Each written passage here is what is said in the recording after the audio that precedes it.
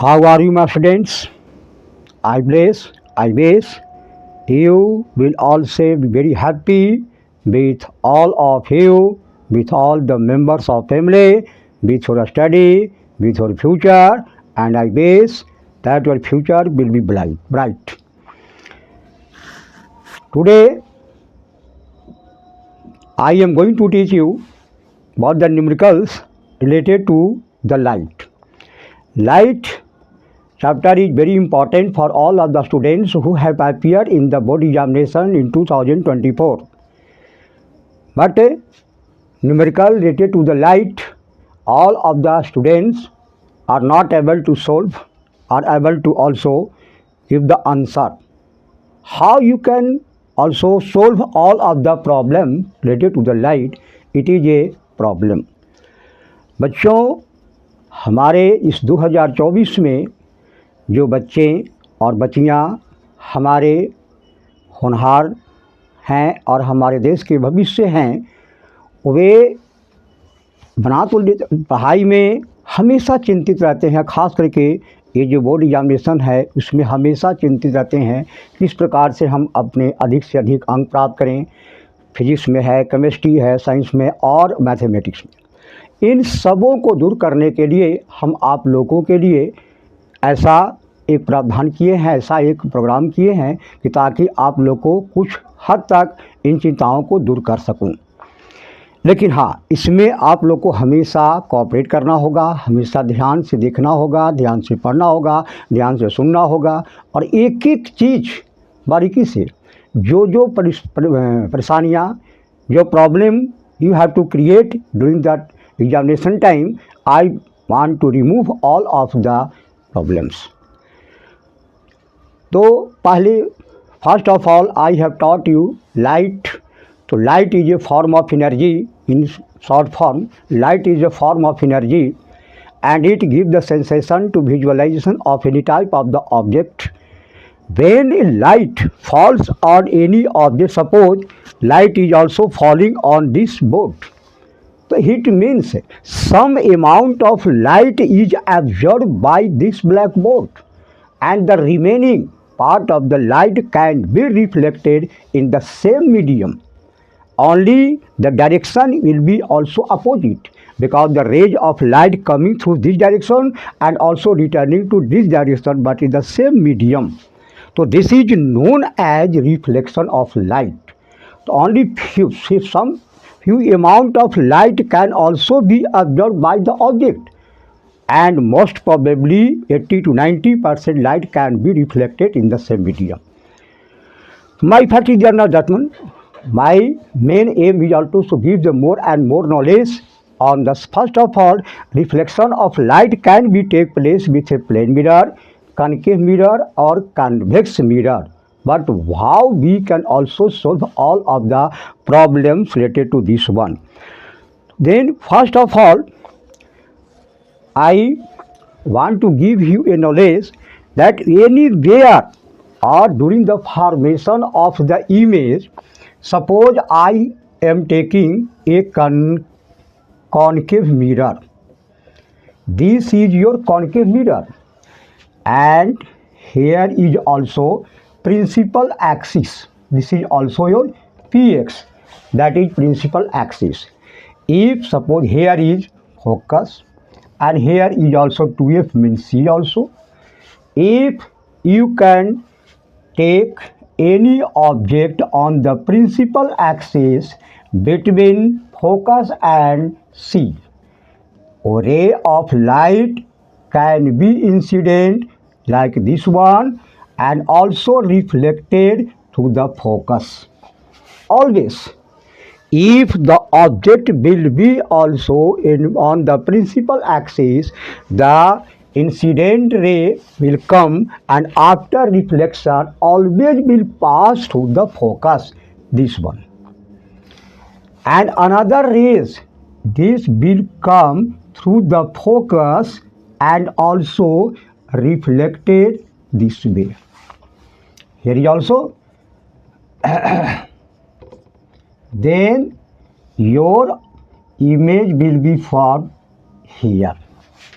Suppose this is also AB and this will be also A dash B dash will be the image of the object. So here in this case you are visualizing that every ray of light really cutting at B dash, cutting at F. So this means if the rays of light cutting really, then all of the things, all of the quantity will be also minus यानी negative.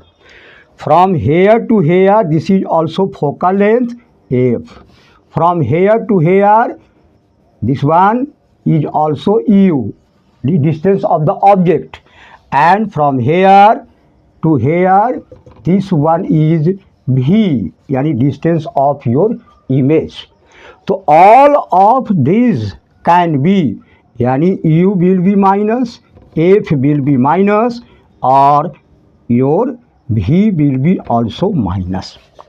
During the case of the concave mirror, अगर आपका अवतल दर्पण होता है तो अवतल दर्पण में सब का सब माइनस रहता है।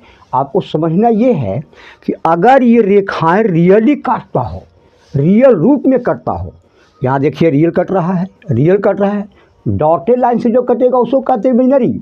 लेकिन जो रियली होता है वो रियली कटा तो सारे के सारे डिस्टेंस जो होता है वो आपका हमेशा माइनस में होता है।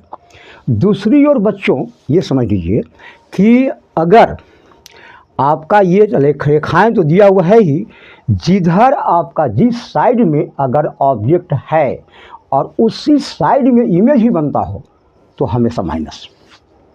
और यदि ऑब्जेक्ट है लेफ्ट साइड में, इमेज बन रहा है राइट साइड में, तो ऐसे में या ऑब्जेक्ट राइट में है तो इमेज आपका लेफ्ट साइड में बन रहा है, तो ऐसे में सिर्फ आपका U माइनस होगा और बाकी F और ये भी आपका प्लस हो जाएगा। हमेशा ही रखिएगा इसको कि अगर जिस ओर वस्तु को रखा गया है उस ओर की सारे भी डिस्टेंस हमेशा नेगेटिव होता है और जिस तरफ वस्तु है उसके अपोजिट डायरेक्शन में हमेशा उसका डिस्टेंस जो होता है प्लस होता है। यानी अवतल दर्पण में सारे जो होते हैं डिस्टेंसेस, अब जो भी दूरियाँ है, चाहे U का हो, ऑब्जेक्ट दूरी हो, फोकल लेंथ हो या आपका इमेज डिस्टेंस हो, सारे के सारे माइनस यानी नेगेटिव होंगे।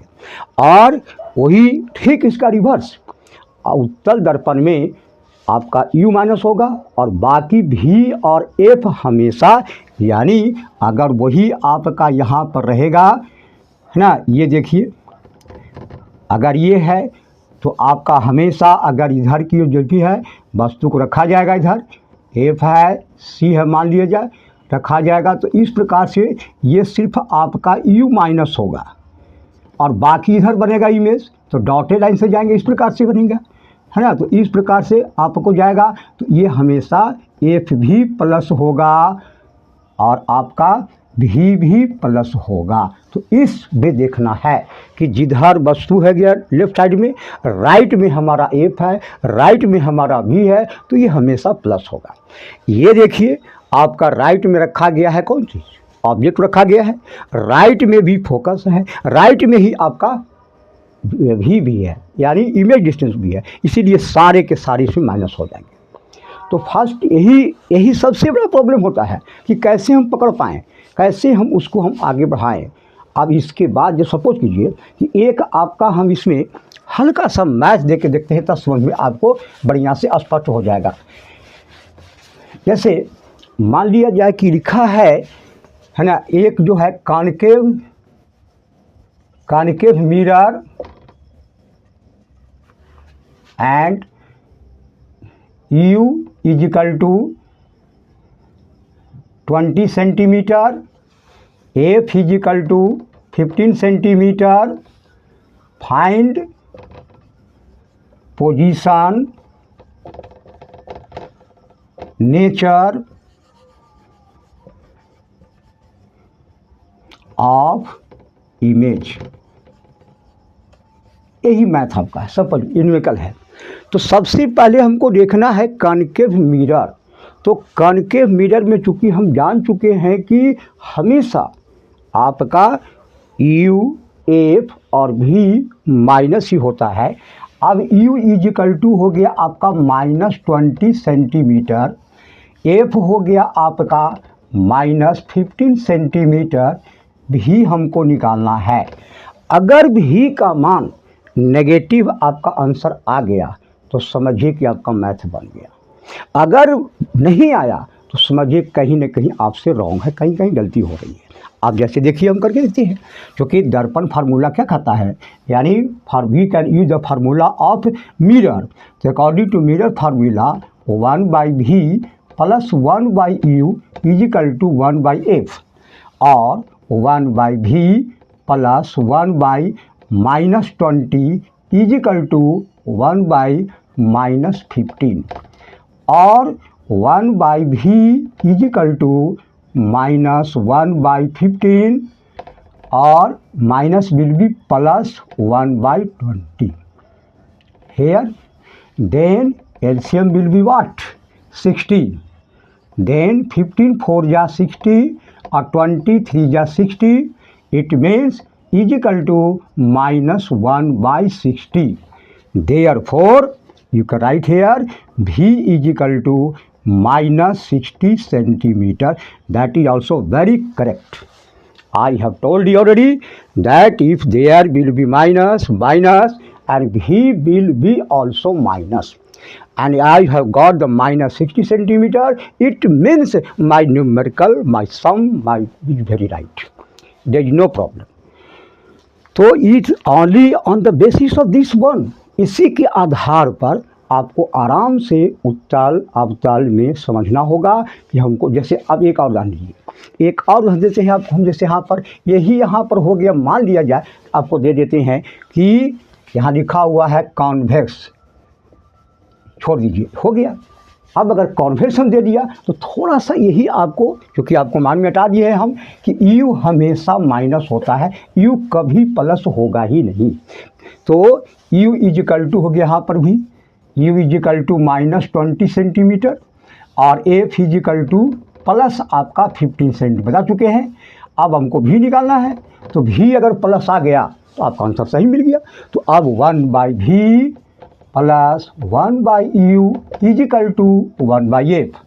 अब 1/v प्लस 1/-20 इजिकल टू 1/15 और 1/v is equal to 1/15 minus will be plus 1/20, LCM will be also here 60.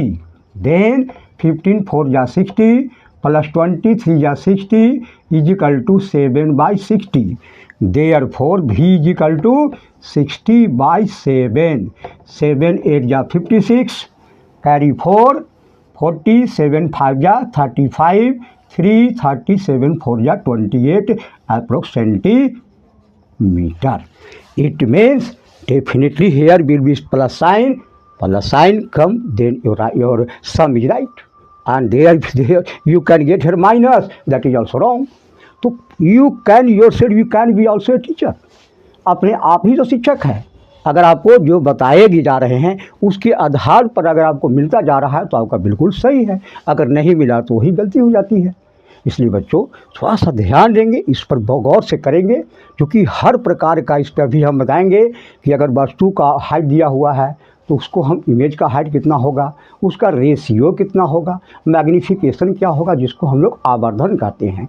तो ये आवर्धन क्या है, ये आपका दोनों का रेशियो, हाइट का रेशियो, यानी प्रतिबिंब की ऊंचाई बटा वस्तु की ऊंचाई या प्रतिबिंब की दूरी बटा वस्तु की दूरी, यानी h'/h इजिकल टू v/u दोनों ही होता है।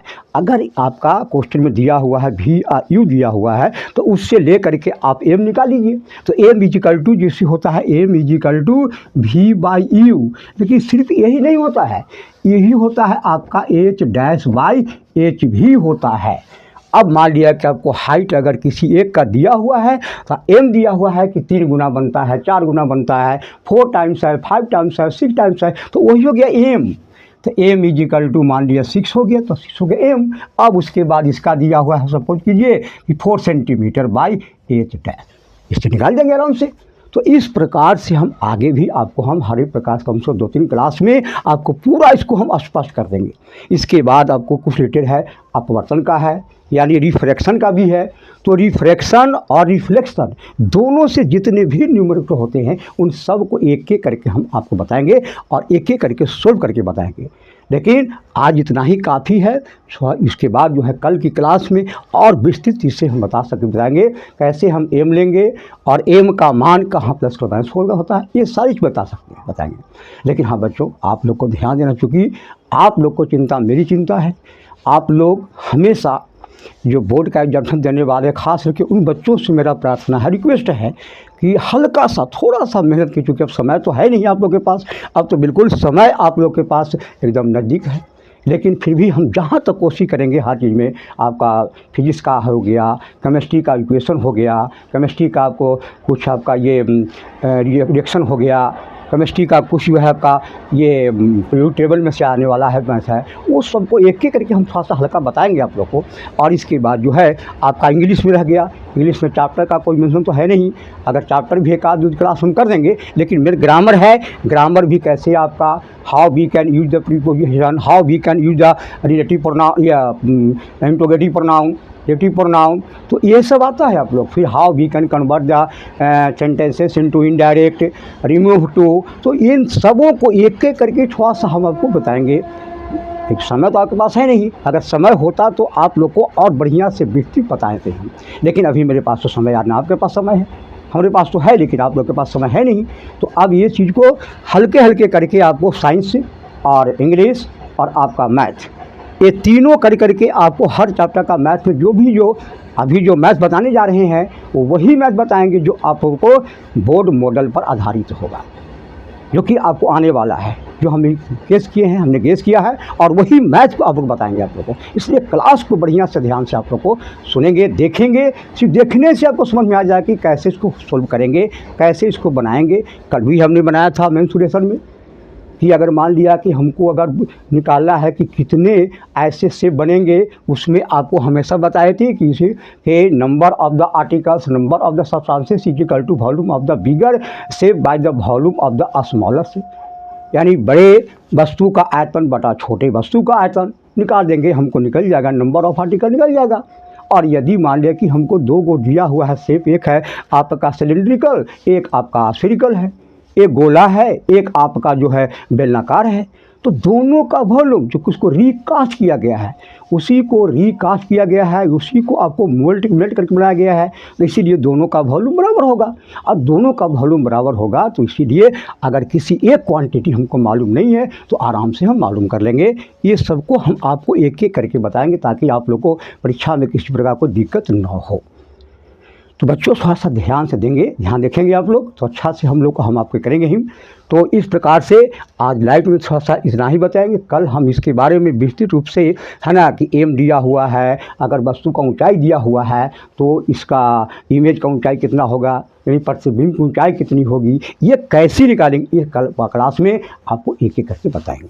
तो ये सभी चीज़ को ध्यान से गौर से देखेंगे, गौर से सुनेंगे, गौर से करेंगे, क्योंकि आप लोग की चिंता हमारी चिंता है। और हम प्रार्थना करेंगे भगवान से, खुदा से, अल्लाह से या गॉड से कि हमारे बच्चे जो है हंसते खेलते एग्जाम को पार कर जाए। और हमारी यही इच्छा रहेगी कि सभी लोग, आप लोग हंसते खेलते, यानी you will be happy and you will be cheerful with your health, with your study and with your examination purpose, and your future will be bright always. I always bless you that your future will be bright, आपका भविष्य हमेशा उज्जवल रहे। यही मैं आप लोग करता हूँ और इसी पर्पस से मैंने ये पढ़ाई शुरू किया है कि ताकि अधिक से अधिक बच्चों को हम कुछ दे सकें। हमारी पर्पस यही है। Main purpose of my teaching only to give more and more knowledge and to remove all of the difficulties. What a student have to face difficult, so I want to also face all of the difficulties, है ना, of the student who are going to appear in the board examination। तो ये 10 दिन में हम आप लोग को एक एक करके तीनों भाषा, चाहे साइंस का हो या आपका मेन बात हुई, वो हमको बताने वाले हैं। तो आप गौर के देखेंगे और करके देखेंगे। और थैंक भगवान। God bless you. You can do better. You can also be careful always with all the members of family also, and your future also. And your future will be also very bright.